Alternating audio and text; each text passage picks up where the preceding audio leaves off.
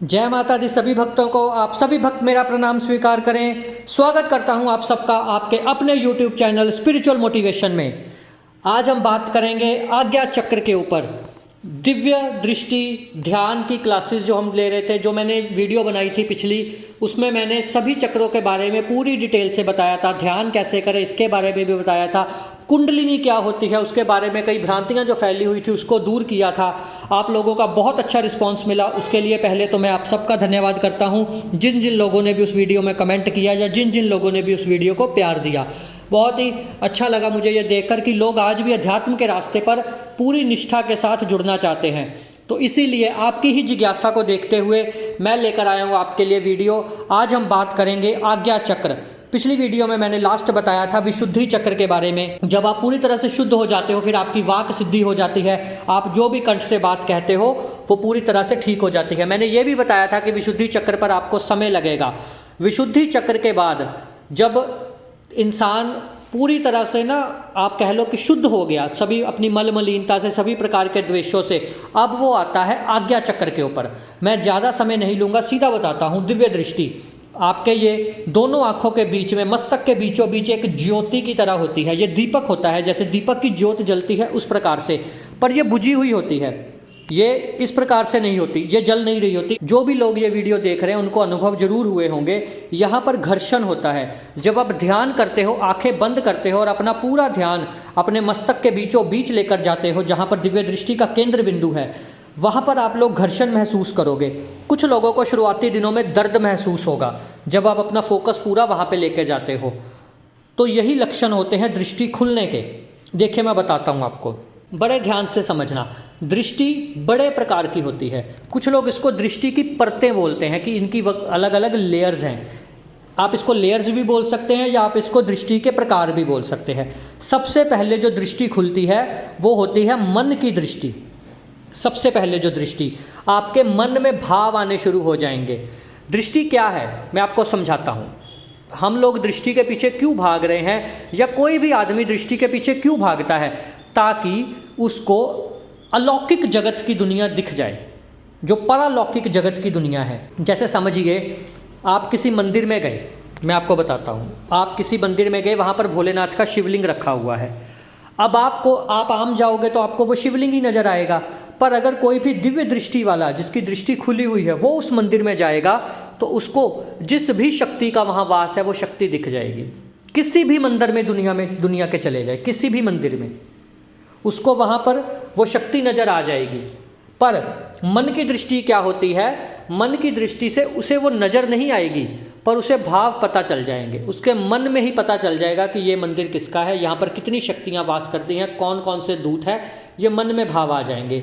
जैसे कि इसके एक और उदाहरण मैं देता हूँ। आप किसी के साथ मिलने गए, आपकी पहली मुलाकात है, अभी आपने उसको देखा भी नहीं है, ना कभी आप उससे मिले हो, पर आप अभी वो आ रहा है या आ रही है, आपको उसके आने से पहले ही पता चल जाएगा कि उसके मन में क्या चल रहा है, सामने वाले आदमी के वो आपसे क्या पूछना चाहता है, आपसे क्या जानना चाहता है, उसकी मन की इच्छा क्या है, मन की मनोदशा क्या है। ये सब बातें आपको पहले ही पता चल जाएगी। और रही बात नकारात्मक ऊर्जा चेकिंग करने की, वो बहुत गहन विषय है। इस प्रकार नकारात्मक ऊर्जा चेक नहीं होती है, ये बहुत गहरा विषय है। मन की दृष्टि जो होती है वो सिर्फ आपको सामने वाले के मन के भाव आप पकड़ पाते हो, या उसके जीवन में क्या चल रहा है, वो क्या सोच रहा है। आप उसको चाहे पेपर पे लिख दो, चाहे आप उसको बोल के बता दो, वो बात आपकी सच हो जाएगी। ये होती है मन की दृष्टि, सबसे पहली दृष्टि जब आप विशुद्धि से ऊपर उठते हो। अब ये मत सोचना कि मन तो हृदय चक्र में निवास करता है, इस प्रकार नहीं है। मैंने नाम दिया है मन की दृष्टि, पर ये भाव है। ये आएंगे विशुद्धि चक्र के बाद ही, जब विशुद्धि चक्र खुल जाएगा। कुछ लोगों को पहले ही अनुभव होने शुरू हो जाते हैं, मन में कुछ चीज़ें उनको पहले ही पता चल जाती है, तो वो उनके पिछले जन्मों की कुछ शक्तियाँ उनके साथ चल रही होती हैं, जो उनको इस जन्म में भी सहायता करती है, और सब कुछ उन्हें पहले ही पता चल जाता है। अब आगे चलते हैं दूसरी प्रकार जो होती है दृष्टि के ऊपर। मन की दृष्टि के बाद जब हम आगे चलते हैं तो ये जो अंधेरा है ये छटना शुरू होता है। धीरे धीरे धीरे करके ये अंधेरा जो है एक सफ़ेद रोशनी में बदलता है। हल्का सा बिंदु आपको पहले सफ़ेद नज़र आएगा। जो लोग भी ध्यान करते हैं, गहन ध्यान में जाने से आपको ये जो काला रोशनी नज़र आ रही है, इसमें हल्की सी सफ़ेद बिंदु नज़र आएगा। और कई लोगों को कुछ कुछ आकृतियाँ नज़र आती हैं। परछाइयाँ सी ऐसे इधर उधर चलती भागती फिरती, जैसे बहुत भीड़ भाड़ का इलाका है, इस प्रकार से नज़र आएगा। बाकी अलग अलग अनुभव सबके होते हैं, पर ज़्यादातर मुख्यतः मुझे यही देखने को मिला है, जो खुद मेरे साथ भी अनुभव हुए हैं, कि एक आपको सफ़ेद रोशनी नज़र आएगी और कुछ परछाइयाँ नज़र आएंगी। और इसके बाद जब आप दृष्टि खोलने की प्रोसेस में या दृष्टि में के प्रोसेस में होते हो, तो सिर के ऊपर आपको चींटियाँ रेंगती महसूस होगी। इतनी विश्व ऊर्जा, जिसको ब्रह्म ऊर्जा या एनर्जी बोलते हैं, वो आपके सिर पर इतनी गिरेगी, इतनी ज़्यादा मात्रा में गिरेगी कि आपके सिर पर चींटियाँ दौड़नी शुरू हो जाएंगी, एकदम सिर सुन्न हो जाएगा आपका। और इसके बाद जब आप आगे से आगे ध्यान में जाते रहोगे, फिर यही रोशनी सतरंगी रोशनी में परिवर्तित हो जाती है। जब भी देखिए हम मन की दृष्टि खोल लेते हैं या हमारी मन की दृष्टि पता चलने शुरू हो जाती है, हम दूसरों के भाव पढ़ना शुरू हो जाते हैं, उसके बाद जो आगे चल के फिर मैंने आपको बताया कि आज्ञा चक्र पर वो सफ़ेद रोशनी आकृतियाँ नज़र आती हैं। जिस चीज़ की हम सबको तलाश है वो है दिव्य दृष्टि। जब हम इसके ऊपर आगे चलेंगे, जो दूसरा लेवल है, इसको बोलते हैं दिव्य दृष्टि। दिव्य दृष्टि फिर आप समझ लीजिए कि आप अध्यात्म में बहुत उन्नति कर चुके हैं। दिव्य दृष्टि का मतलब आपको सब कुछ नजर आना शुरू हो जाएगा। मन की दृष्टि में आपको सिर्फ भाव आता था, मन में विचार आते थे, पर अब दिव्य दृष्टि के साथ आपको नजर आना शुरू हो जाएगा। मान लीजिए आप यहाँ पर बैठे हैं, आप किसी के घर में गए, वहाँ पे पितरों की जगह है, तो आपको साफ साफ नज़र आ जाएगा कि वहाँ पर पितृ जो हैं उनके बंधन में हैं या मलिन हैं या साफ हैं। ये होता है दिव्य दृष्टि। दिव्य दृष्टि आपको चेकिंग करने में मदद करती है, जो इंसान आपके सामने बैठा हो। तभी मैंने शुरुआत में बोला था कि जब मैं चेकिंग करता हूँ तो सबसे अच्छी चेकिंग मेरी तब हो पाती है जब इंसान मेरे सामने बैठा हो, क्योंकि तब देवता मुझे बहुत अच्छे तरीके से बता पाते हैं। मेरी खुद की दृष्टि बहुत अच्छे तरीके से काम करती है और शरीर में पता चल जाता है कि प्रेत का स्थान कहाँ है या मलिनता है या देवी देवता का स्थान कहाँ है, क्योंकि देवी देवता भी आपके शरीर में स्थान लेते हैं और प्रेत भी आपके शरीर में स्थान लेते हैं। जो भी मेरी ये वीडियो देख रहा है या जो भी अध्यात्म के क्षेत्र में है, वो हर एक इंसान इस क्षेत्र में इसी चीज़ के लिए भाग रहा है कि उसकी दिव्य दृष्टि खुल जाए। पर इसके आगे की जो चीज़ है, जो इसके आगे की लेयर आप बोल सकते हो या जिसको आगे का लेवल है, वो है ध्यान की दृष्टि। सबसे ज़रूरी जो चेकिंग करने के दौरान, जो मैं फ़ोन पे चेकिंग करता हूँ, जो मैं ऑनलाइन चेकिंग करता हूँ, या जो ब्रह्म ऋषि लोग पहले तपस्या किया करते थे, उनको अगर कहीं पर किसी के माध्यम से कोई बात पहुँचानी होती थी तो उनको कोई परेशानी नहीं होती थी, वो सीधा अपने सूक्ष्म शरीर के साथ वहाँ पर पहुँच जाते थे। तो ये होती है ध्यान की दृष्टि। जब आप यहाँ बैठे बैठे कनाडा में, अमेरिका में या दूर तक किसने क्या पहना हुआ है, क्या वो कर रहा है, क्या कौन से देवता की उसके ऊपर कृपा है, तो ये सब पता चलता है ध्यान की दृष्टि में जाकर।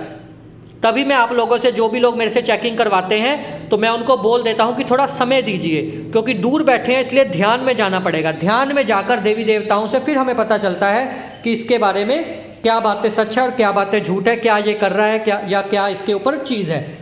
तो उस प्रकार से ये होती है ध्यान की दृष्टि। ये हम सब साधकों को यहाँ तक जरूर पहुँचना चाहिए, कम से कम। सबसे पहले मन की दृष्टि आपकी विशुद्धि के बाद खुलनी शुरू हो जाएगी, या उससे पहले भी हो जाती है जब आप मंत्र के साथ काम करते हैं। उसके बाद फिर खुलेगी दिव्य दृष्टि। दिव्य दृष्टि के साथ आप चीज़ों को देखना शुरू कर दोगे। आपके सामने जो आएगी, आप आंखें बंद करोगे तो आपको पता चलना शुरू हो जाएगा कि सामने क्या चीज़ है या कौन सी शक्ति खेल रही है। कई बार हमें पता नहीं चलता ना, सामने वाले का सिर खेल रहा होता है तो हमें पता ही नहीं चलता कि उसके अंदर प्रेत है या कोई देवी शक्ति है। कई बार प्रेत भी देवी का रूप लेकर खेल लेते हैं, तो दिव्य दृष्टि से हमें वो पता चल जाएगा कि इसके अंदर प्रेत खेल रहा है या इसके अंदर कोई और देवी देवता है। उसके बाद आती है ध्यान की दृष्टि। जहाँ तक मैं सबको बोलता हूँ, जहाँ तक हमें पहुँचना ही पहुँचना है, जो भी लोग मेरे साथ जुड़ रहे हैं, इस लेवल तक आपने जरूर पहुँचना है कि आप कहीं पर भी बैठे और कहीं की बात आप बता पाओ। तो मेरा आप सबसे अनुरोध है, अगर आप अध्यात्म के क्षेत्र में आ रहे हैं तो ध्यान दृष्टि तक आपने जरूर पहुंचना है। इसके आगे भी बहुत सारी परतें हैं, वो आपको जब मेरे साथ आप जुड़ोगे पूरी डिटेल में, फिर मैं आपको बताऊंगा कि इसके आगे कैसे पहुंचा जाता है। अभी तक आप जिस भी गुरु के साथ जुड़े हो, आप जिनके साथ भी जुड़े हो, जिसकी भी पूजा कर रहे हो, अगर कोई गुरु नहीं है तो महादेव को साक्षी मानकर आप इस क्षेत्र में आगे बढ़िए। आप इस क्षेत्र में पूजा पाठ करना शुरू कीजिए, अपना जाप करना शुरू कीजिए। ये था मेरा दृष्टि के ऊपर वीडियो। अब मैंने बता दिया आपको पूरी डिटेल में कि किस प्रकार की दृष्टि होती है, कैसे ये काम करती है। अगर फिर भी किसी का कोई प्रश्न रह गया होगा या मैं कोई चीज़ ना बता पाया हूँ विस्तार पूर्वक, तो आप मुझे कमेंट में मैसेज कर सकते हैं, मेरे व्हाट्सअप नंबर के ऊपर मैसेज कर सकते हैं। और जो भी साधक किसी नकारात्मक ऊर्जा से परेशान है या वो मुझसे इलाज करवाना चाहते हैं, तो मैंने कल की वीडियो में भी बताया था और अभी फिर बता रहा हूँ कि आप अपना इलाज मुझसे करवा सकते हैं। हम ऑनलाइन आपके लिए हवन करेंगे, ऑनलाइन आपके लिए क्रिया कर देंगे। आपका पितृ दोष है, आपका मल मलिनता का दोष है, और फिर जैसे भी अनुभव आपको रहे होंगे, कईयों की दृष्टि बंधित हो जाती है, कुछ लोग अपने अनुभव बता जाते हैं जिसके लिए देव दोष लग जाता है। वो देव दोष हटाने के लिए भी आप हमसे हवन करवा सकते हैं। हम आपकी दृष्टि खोलने के लिए, अध्यात्म के क्षेत्र में आपकी उन्नति के लिए हवन कर देंगे। आप सबका कल्याण हो, आप सबके मंगल भविष्य की कामना के साथ। जय माता दी, जय माता दी, जय माता दी।